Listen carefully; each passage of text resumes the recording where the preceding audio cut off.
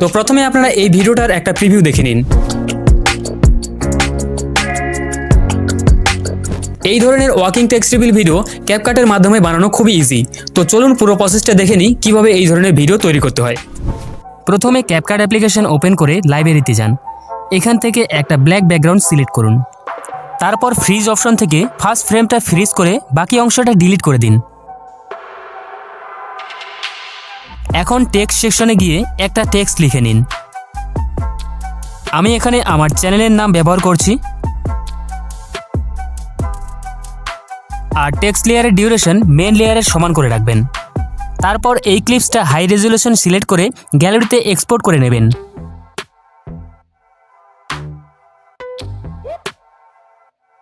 এবার নিউ প্রজেক্টে গিয়ে গ্যালারি থেকে একটা ভিডিও নিন যেটার উপর ওয়াকিং টেক্সট রিভিল করবেন। তো এখানে র ভিডিওটা কিছুটা এইরকম। এখন এক্সপোর্ট করা টেক্সট ক্লিপস এখানে অ্যাড করতে হবে। তো গ্যালারি থেকে আমি প্রথমে এক্সপোর্ট করা ক্লিপসটি সিলেক্ট করে নিচ্ছি। নিচে একটি অপশন রয়েছে স্প্লাইস। এই স্প্লাইস অপশনে ক্লিক করে ফিল্টার অপশনটা সিলেক্ট করবেন, তাহলে ব্ল্যাক ব্যাকগ্রাউন্ডটা অটোমেটিক রিমুভ হয়ে যাবে। এখানে যেখান থেকে ছেলেটা ওয়াক করা স্টার্ট করবে সেখান থেকেই টেক্সটটা রিভিল হবে, তাই টেক্সটটা তার বডি অনুযায়ী অ্যাডজাস্ট করে প্লেস করবেন। নিচে মার্কস অপশন পাবেন, এখান থেকে হরিজন্টাল সিলেক্ট করবেন।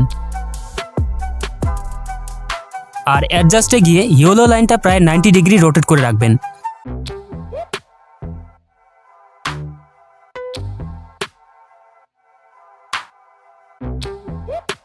এবং ফেদার অপশনের ভ্যালু 50%-এর নিচে রাখবেন, তাহলে এজটা একটু স্মুথ দেখাবে।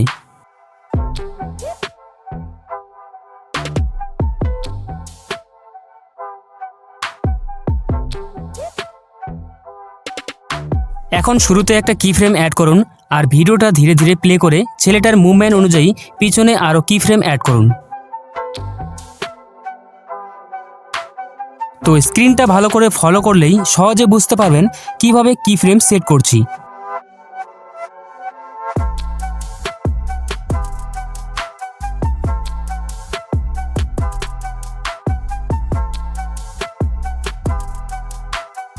সবশেষে রেজাল্ট কিছুটা এরকম আসবে, একবার প্লে করে দেখাচ্ছি।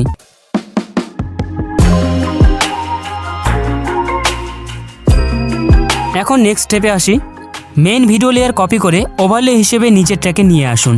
এখানে রিমুভ ইজি অপশনে ক্লিক করে অটো রিমুভ অপশন সিলেক্ট করুন এবং কিছুক্ষণ ওয়েট করলে ব্যাকগ্রাউন্ড অটোমেটিক রিমুভ হয়ে যাবে। এবার ফাইনাল রেজাল্ট দেখুন।